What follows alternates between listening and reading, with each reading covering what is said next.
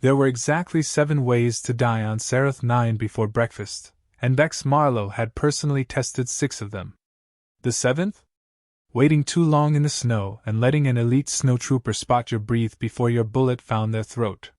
He crunched quietly into the ice, eye pressed against the scope, finger grazing the trigger, as a bead of sweat trailed down his temple and froze before it reached his cheek. The storm was picking up, perfect. He liked it loud, messy, unpredictable. Like his ex.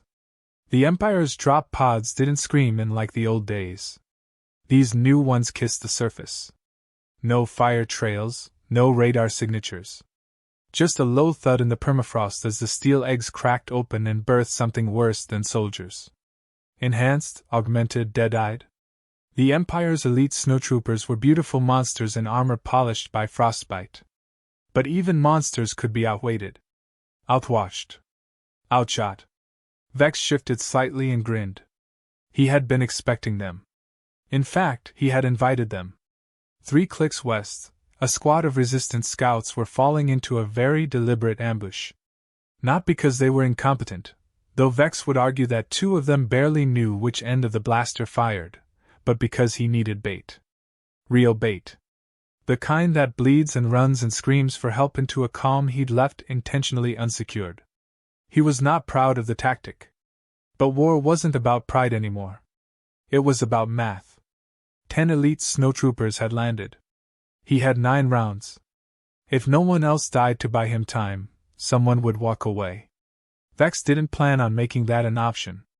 The first snowtrooper came into view through the scope, a clean silhouette against the snow haze, moving with the eerie precision of someone whose spine answered to code, not instinct. Vex breathed in, then stopped. The breath lingered too long. They were using thermal distortion fields. Smart. He dialed up the compensator, exhaled again, half out, and squeezed. The shot was thunder and silk. The snowtrooper's head jolted sideways, helmet cracked in a spiderweb bloom, and he dropped like a puppet with no more strings. 1 down. 9 to go. Ludo chirped in his earpiece, far too chipper for a battlefield AI.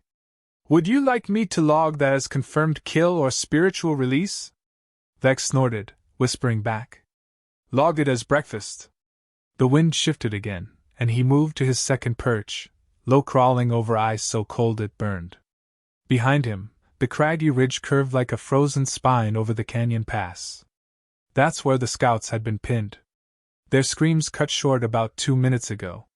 One of them might still be alive. He didn't look. Sentiment got you killed faster than bullets out here. But he noted the silence, the tension in the air. The snowtroopers weren't charging in like rookies. They were searching. Analyzing. Adapting. The second shot never came. Because they started flanking. 3 from the left. 2 from the right. He felt them before he saw them, barely perceptible vibrations in the frost beneath his elbows. Ludo pinged a mild warning, as if suggesting he might also enjoy some tea before dying. Vex whispered, "How many fingers am I holding up?" "You've never held up fingers at me. Unless that time with the grenade counts. Just distract them. I am a drone, not a magician. Then go learn a card trick. You've got 10 seconds. Ludo zipped out, a small black sphere zipping erratically through the snow curtain, emitting weird bird calls in 42 dialects. The snowtroopers didn't shoot it. That was odd. They wanted it. Data. Intel. Vex took that moment to slide down another 15 feet and realign. From this angle, he had one perfect shot at the leader. The trooper moved like he'd been born in the snow, swift, no wasted motion, eyes scanning with a cold discipline. But Vex knew something they didn't. All elite units, no matter how enhanced, followed patterns. And this one? He moved 3 steps, paused for scan. Moved 5 steps, double scan. Vex aimed for the 4th step, between rhythm and reaction. Second shot. Center mass. Should have killed him. But the snowtrooper staggered back, armor flaring blue, and stayed up. Armor's adaptive, Vex muttered. Of course it is. Ludo returned, spinning. That was impolite. One of them tried to catch me with a net. Who even brings nets to a war zone? The storm intensified, giving Vex just enough time to vanish again. He was playing chess against algorithms now. The enemy wouldn't just push, they'd learn. Every bullet he fired taught them something. Every breath he took might be his last move before the board flipped. But then came something he hadn't expected. A small device rolled into view near his last perch. It blinked once. Twice. He recognized it. A toy. From a resistance refugee camp, a bouncing ball that played lullabies in broken binary. He froze. Only one person could have left that in the snow. Unit 77. Vex swallowed hard, stomach suddenly colder than the wind. Unit 77 had been a black project. A prototype clone made from his own DNA. His mistakes built into another man's bones. He thought the program had been scrapped. He'd sabotaged it himself, burned the files, buried the lab. But here it was. And it had found him. This wasn't just a mission anymore. It was a reckoning. He reached for the encrypted comms channel, tapping in a long-abandoned frequency. A voice responded immediately. Feminine, sharp, familiar. Vex. Took you long enough to call. Cora. He breathed. His ex, now a resistance commander. You need to evacuate Hull Point. They're not just here for the base. What are they here for? They're here for me. And how special do you think you are, exactly? Special enough that the Empire sent a clone of me to finish the job.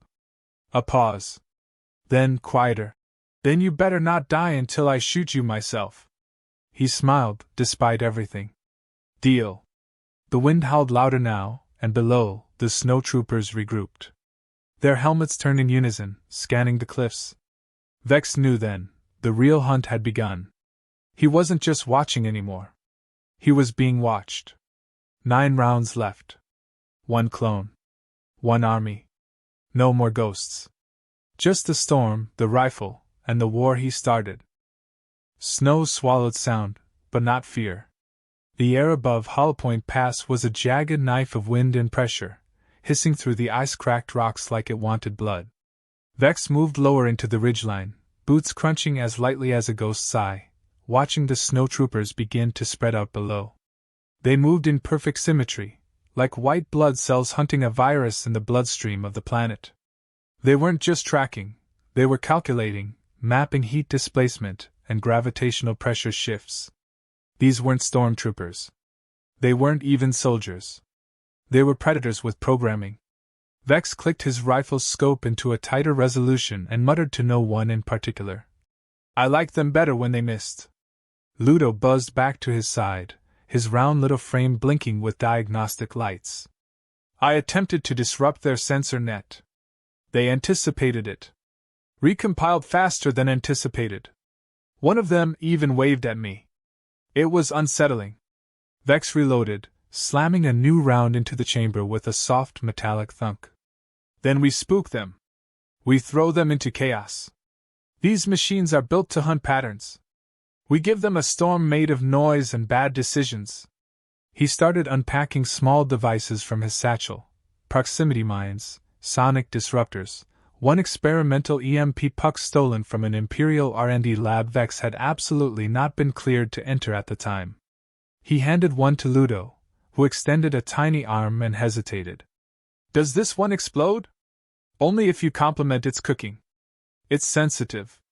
Ludo beeped in protest but zipped off into the storm to plant the decoys. Below, the snowtroopers were now working in formations of 3, their visors glowing faintly with crimson logic lines. Their rifles had shifted configuration. Close quarters now. They were coming for him in the caves. Vex didn't wait. He slid down the slope, boots barely catching traction, rolling the last 10 feet into an old smuggler's tunnel chiseled decades ago into the cliff wall. Inside it was dark, damp, and stank like metal and regret. Perfect. He navigated through the narrow channel, checking his corners by muscle memory. The maps in his head were a decade old, but tunnels like these didn't change unless the mountain decided to cough. Halfway through, his calm crackled, an encrypted frequency, only recently restored. Cora's voice came through, rough and tight. You still alive, or should I start drinking in your honor? Still breathing. Still pretty. You always say that before something explodes. As if on cue, one of Ludo's decoys lit up outside, pulsing bright and loud before detonating in a sharp, soundless bloom. Vex could feel the vibration rattle the icicles overhead. Snowtroopers reacted fast. 2 split off and ran straight toward the blast zone, scanning high. One paused. He didn't move like the others. He didn't aim. He listened. Vex felt a chill not from the cold. Cora, he whispered, do me a favor. Run a cross-check on any known assets matching a designation Unit 77. She paused. Where did you hear that name? It dropped me a lullaby. The kind my DNA never told anyone about. The silence on the other end was long. When she returned, her voice was sharper. Vex, that program was terminated. Officially. Yeah, well, officially I'm dead too. Guess we're both walking clerical errors. Get out of there. Now. Holoplant's not secure. We've had 3 intel leaks in the last 48 hours, and one of our encrypted channels pinged a beacon we never activated. Someone on the inside is feeding them routes. We've got a traitor. Vex stopped moving. Everything around him narrowed to a pinpoint. Then Hullpoint isn't a base. It's bait. We just don't know if it's for you or me. A flicker of movement to his left pulled him back. He spun, rifle up, and nearly shot a resistance runner, barely 20, wide-eyed, and bleeding from a fresh gash in his leg. The kid stammered something about losing his squad, about needing to get back. Vex looked into his eyes and saw the truth. This one was real. Scared. Not the traitor. But the second he turned to guide the kid back, he felt it. The pressure. A snowtrooper at the tunnel mouth. It moved with preternatural speed, arm lifting, blaster already hot. Vex dove sideways, firing twice. The first round bounced off the trooper's shoulder plating. The second hit its rifle and sent sparks flying. The kid screamed. Vex didn't have time to confirm if he got out. He pulled the EMP puck, slammed it against the wall as the trooper lunged in, and closed his eyes. The pulse hit like a wave of nausea. Systems crashed. Ludo shrieked through the calm and static, rebooting. The snowtrooper spasmed, its limbs jittering, and collapsed mid-stride like a puppet with snipped strings. Vex didn't wait. He grabbed the still-smoking armor plate from the fallen enemy and started dragging the body deeper into the tunnel. He needed to know. 10 minutes later he had the helmet off. And he froze. Under the mask was a face. Not cybernetic. Not robotic. Human. Almost. It was close. Too close. Not quite a mirror, but near enough to make his stomach twist. He recognized his own jawline. The way the hairline curved back just slightly too far. This one wasn't Unit 77. But it was from the same mold. Cora's voice came back. We cross-referenced DNA strains. Unit 77 wasn't the only clone they made from your scan. There were 3. He was the prototype. The others were the fine-tuned editions. Vex stared at the fallen soldier. The eyes had already glazed. But they looked like they'd wanted to ask something before dying. How many? We don't know. But it's worse than that. One of them might already be inside the resistance. You understand what that means? I understand perfectly, Vex said. It means we've got a ghost in the machine. Wearing my face. Another explosion rocked the cliffs. The snowtroopers were flushing out caves. Time was running short. Vex stood, dropping the body and smashing the helmet with his boot. He looked up into the darkness, rifle slung behind him now. Not a sniper's job anymore. This was a hunter's task. And this time, the prey wore his fingerprints. He whispered low, almost like a prayer to the snow. You came here to erase me. But I'm still writing the ending. He vanished into the tunnel again, silent and fast, the storm behind him and something colder than wind waiting ahead. The ground trembled beneath Hollow Point Base. Not with the shaking of tectonic plates, but with the rhythmic stomp of synchronized boots moving closer. In the control room, cracked monitors flickered with red alerts as enemy proximity warnings lit up in clusters too dense to count. Snowtroopers were swarming from every direction, pressing in with cold, mathematical certainty. Resistance fighters scrambled in the narrow halls, shouting orders, dragging crates of munitions, and sealing off corridors with makeshift barricades. They were outnumbered, outgunned, and very nearly out of time. Vex burst through the eastern maintenance hatch, coated in snow and dried blood, carrying nothing but a dented rifle, 3 grenades, and the shattered remains of a snowtrooper helmet under his arm. His arrival turned heads. Not because he looked like hell, but because he always came back when everyone else thought he wouldn't. He tossed the helmet onto a nearby table, where it skidded to a stop in front of a group of stunned resistance techs. "Scan it. DNA trace. Then burn it," he growled, ignoring their confused glances. He headed straight for the medbay, where Cora was half sitting, half collapsed against the wall with a bandage wrapped haphazardly around her abdomen. Her face was pale, but her glare could still cut titanium. "You're late," she muttered, her voice hoarse. "I had to kill someone who looked better in my face than I do," Vex replied, kneeling beside her. "He said nothing, didn't scream. Just looked at me like I was a failed blueprint." Cora winced and reached for a stimpack. "Then maybe you're finally special after all." Vex let out a short laugh, but there was no humor in it. He pulled her arm around his shoulder, helping her up. Around them, the base was coming apart at the seams. Emergency klaxons shrieked intermittently, the lights flickering like dying stars. Fighters and medics raced past, their boots thudding like a countdown. "You said we had a traitor," Vex said as he helped her limp toward the command room. "You still think that?" "I don't think," Cora replied, teeth clenched. "I know."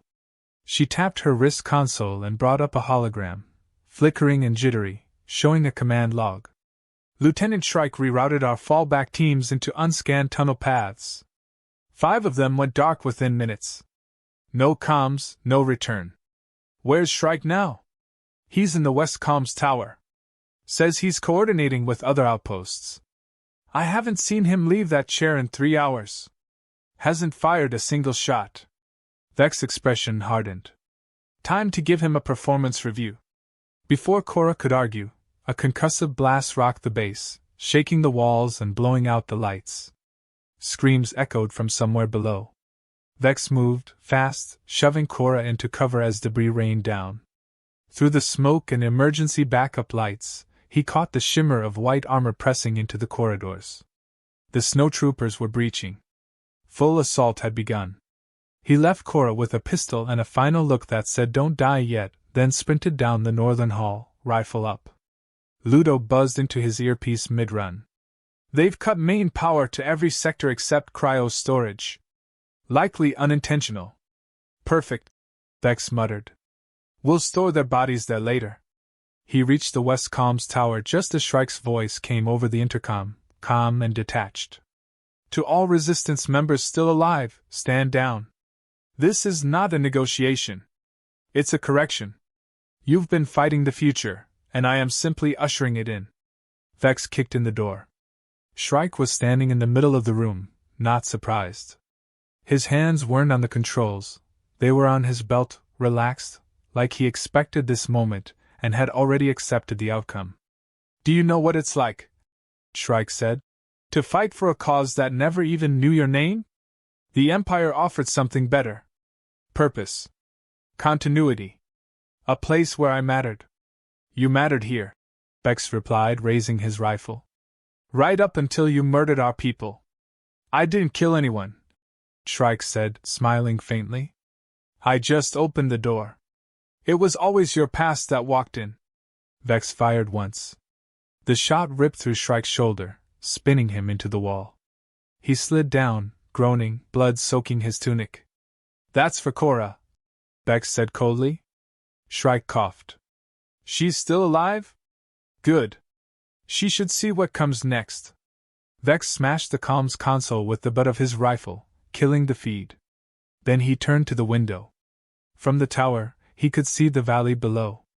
Dozens of armored white figures moving in patterns too clean to be human. Snowtroopers converging on the last defense line like a virus swarming a cell. There wasn't much time left. Back in the command center, Ludo had activated the emergency mining lasers, leftovers from the site's original purpose. They were powerful, outdated, and wildly unstable. Just the kind of solution Vex liked. Cora stood at the console, pale but upright, aiming the primary beam at a section of the cliff about to be overrun. "This'll bring down half the ridge," she warned. "Then we bury them in it." She fired. The laser ignited the ice like a sunbeam through crystal. A line of molten energy cracked the side of the canyon, and a moment later, the entire face of the ridge came thundering down. Snowtroopers disappeared under tons of rock and snow, their formation shattered. But it wasn't over. A single snowtrooper emerged from the dust cloud, limping, helmet gone. Unit 77. He was bleeding from his temple, jaw clenched, eyes burning with something human. He walked through the ruin as if nothing had touched him. Vex stepped forward, rifle in hand, ready. But Unit 77 dropped his weapon. "I came for you," he said quietly. "And I've been waiting," Vex replied. They fought with fists, with elbows, with instincts carved from the same genetic memory. It was brutal. Bones snapped. Blood flew.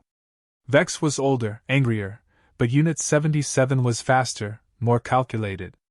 They traded blows until both could barely stand. "Why?" Vex finally asked, gasping. "Why become this?" Unit 77 wiped blood from his mouth. "Because I wanted to be more than your shadow. And they promised I could be." Vex nodded, raised his pistol, and pressed it against Unit 77's heart. "They lied." He fired. Unit 77 collapsed, gasping once, then was still. The snow fell in soft flurries now. Quiet. Vex stood over the body, breathing hard, then turned and walked back toward the base, where the last fires burned and survivors waited in silence. Hull Point had survived.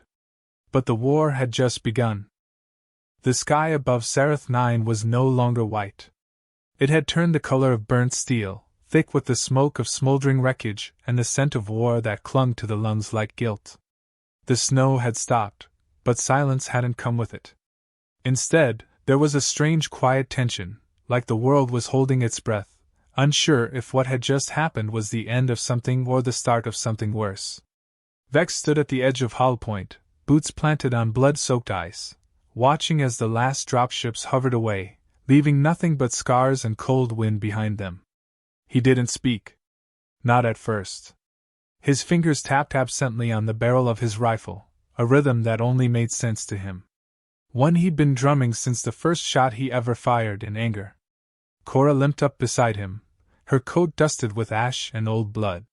She didn't say anything either. They stood together for a long time, like statues from a forgotten war, staring into the vast emptiness that now stretched where enemies had stood just hours before. A few resistance survivors moved in the distance, gathering what could be salvaged, dragging what couldn't be saved. Every face told a story. Most of those stories didn't have happy endings. "We held," Cora said at last, her voice gravel-thin. "Barely," Vex replied. "And not for long." She didn't argue. Instead, she handed him a data chip. It was warm from her palm, and that unsettled him more than anything else. "Pulled this from Shrike's console before you shot the rest of it to hell. You'll want to see it." Vex took it, sliding it into the side port of his wrist pad. Holographic lines blinked into life, revealing transmission logs, encrypted coordinates, and a file titled simply, Directive Phoenix. The more he read, the tighter his jaw clenched. "They weren't just targeting us," he muttered. "Hull Point was one of several test zones. The Empire's using us to train these things. Learn from us. Every kill, every failed tactic, it all goes back into their central AI net. They're building a perfect army from our mistakes." Cora leaned closer. "That base in the northern ridge. You think it's still operational?" Vex didn't answer right away. He zoomed in on one of the coordinates. A hidden facility buried in a mountain range beyond any known resistance reach.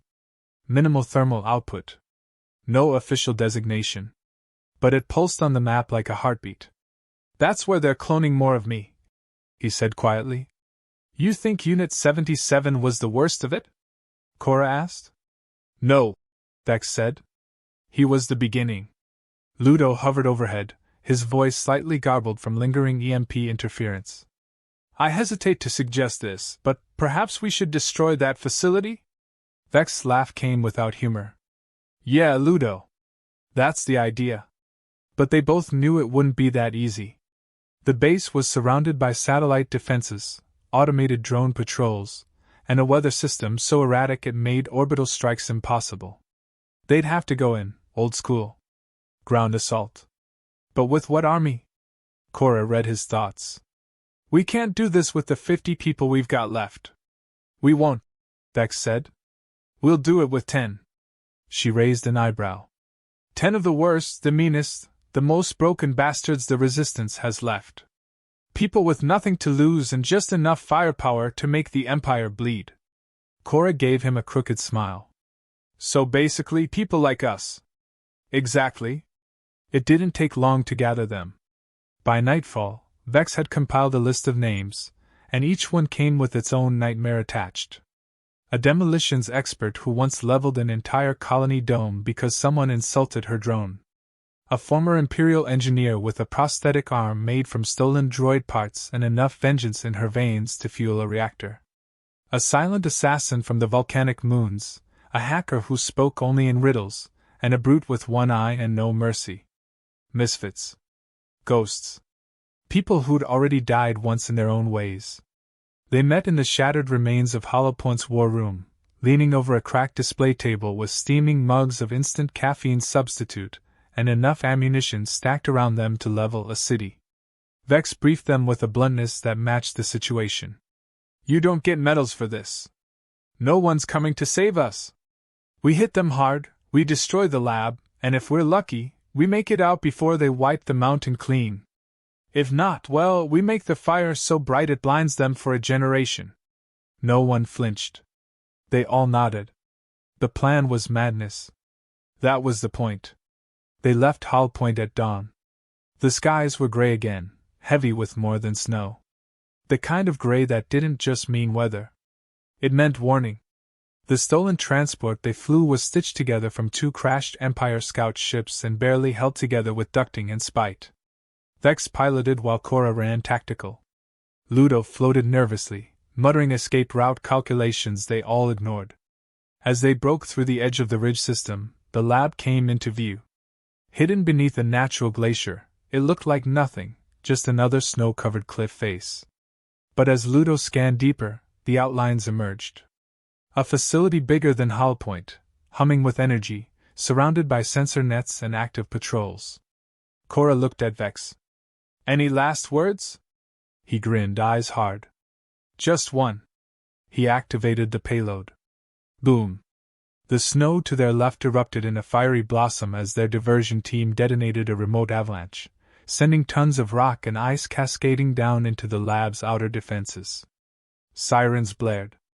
Auto turrets swung the wrong direction. And in the chaos, Vex and his team dropped in through the fractured cliff wall. Gunfire. Screams. Smoke. It was war again. Inside the lab, the halls were pristine, white, surgical. The kind of place where people pretended morality lived. Vex moved fast, rifle up, his team following like shadows. They found the cloning chamber in the core of the facility, rows of pods, all filled with versions of him. Younger. Colder. Hungrier. He raised a charge pack.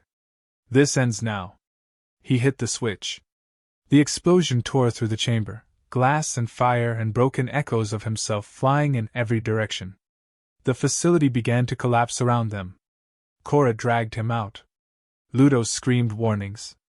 The team ran, battered and blazing, through collapsing ice tunnels and firestorms.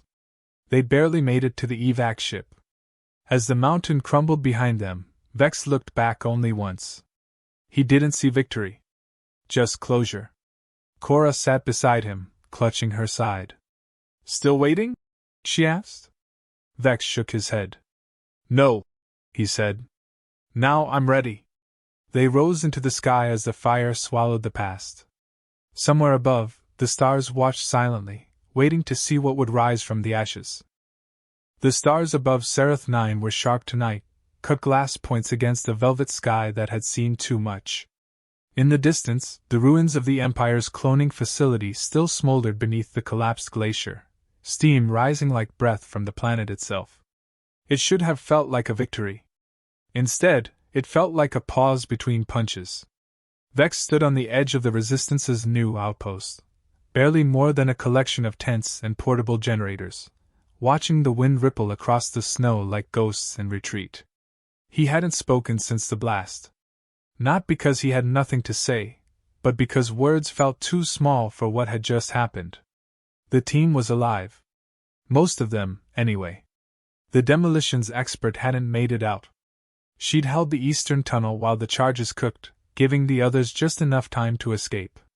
The brute had taken a shard of steel through the side and was now half-conscious, muttering to himself about rainforests he'd never seen. The hacker was curled up in a corner of the comms tent, jacked into 3 networks at once, looking for signals that didn't want to be found. Cora was stable, though the blood loss had nearly tipped her into silence. But she was still breathing, still sharp, still stubborn enough to argue through painkillers and fire. Vex hadn't slept in 2 days. He didn't need to anymore, not since they'd put a stim reservoir in his shoulder during a recon op 2 years back. Just enough adrenaline to keep him walking, thinking, killing. But tonight he felt every second weighing down on him like gravity wanted him to sink straight into the planet's crust. He closed his eyes, not to rest but to rewind. The facility, the clones, Unit 77's last words. I wanted to be more than your shadow. How many more were out there? How many more versions of him, altered, polished, sharpened into tools for the Empire's next generation of war? Footsteps approached. Vex didn't look until he smelled the synthetic coffee, burnt, overboiled, perfect. Cora handed him a cup and sat down in the snow beside him, groaning softly as her ribs reminded her she was still very breakable. They sat like that for a while, letting the silence speak louder than strategy. You know it's not over, she said finally. I know, he replied. They'll rebuild. Somewhere colder, darker. They'll come back with better tech, better faces. Maybe not yours next time. Maybe mine. They'd be stupid, Vex said, sipping the coffee. You talked them to death before the enhancements kicked in. Cora smirked but didn't laugh. She stared at the horizon, eyes unfocused. I've been thinking. Maybe we stop playing defense. Maybe it's time we stop reacting. Vex turned to her. You want to take the fight to them? No, she said, then paused. I want to take their fight from them. He waited. We've been letting them define the battlefield, she continued. Letting them choose where, when, who? We're always one step behind, shooting at shadows, blowing up labs full of copies. But they have to copy us for a reason. They're trying to replicate something we have. Something they can't program. Free will? No, she said. Fear. We scare them. Vex considered that. He thought about the look in Unit 77's eyes during their final fight. Not anger. Not hate. Uncertainty. Like he was torn between killing and becoming. Maybe Cora was right. Maybe the Empire hadn't figured out how to code that particular flaw into perfection. Maybe they never would. So what do we do? He asked. She reached into her coat and handed him another data chip. This isn't the only lab. They weren't just cloning soldiers. They were experimenting with command structures. Artificial strategists. Battle AIs built from neural templates. There's one on a black site moon near the core. Heavily guarded. But if we take it out, they lose their playbook. Vex finished. We burn their brains. She nodded. And we finally start writing our own. He held the chip in his hand. It felt small. Insignificant. But he knew better. This was the next step, the pivot point between fighting for survival and fighting for something more. He stood, finished the coffee, and threw the cup into the snow. Somewhere behind them, the others were starting to gather near the command tent, waiting for what came next. Waiting for orders. Waiting for purpose. "You'll need a new squad," Cora said, struggling to her feet. "The old one's half dead or half crazy." "I'll take the crazy half," Bex replied. "They make better stories." He walked back toward the lights of the camp, passing faces that looked at him not like a leader, but like a problem that refused to die. He preferred it that way. Leaders gave speeches. He gave targets. When he entered the tent, the room fell silent. Maps covered the walls, digital projections spinning across the air like a galaxy of possibilities. "I've got our next mission," he said without fanfare. "You're not going to like it." A few chuckled. Most just nodded. "Black site called Echelon 6, he continued. "Orbiting a dead planet in the inner belt. It houses an AI that coordinates every single one of the Empire's adaptive battle systems. You've all fought the new troops. You've seen how fast they learn. That's not just programming. That's centralized cognition.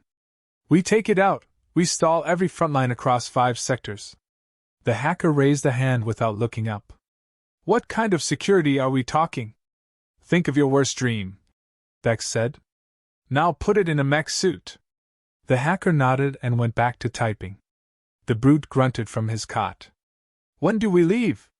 Vex smiled. "Tomorrow." Outside, the storm was starting again. Wind screamed down the cliffs, pushing through tents and wires, shaking the edges of the world. But inside the tent, it was calm. Purpose had replaced panic. Focus had taken the place of fear. For the first time in months, they weren't waiting for the Empire to come knocking.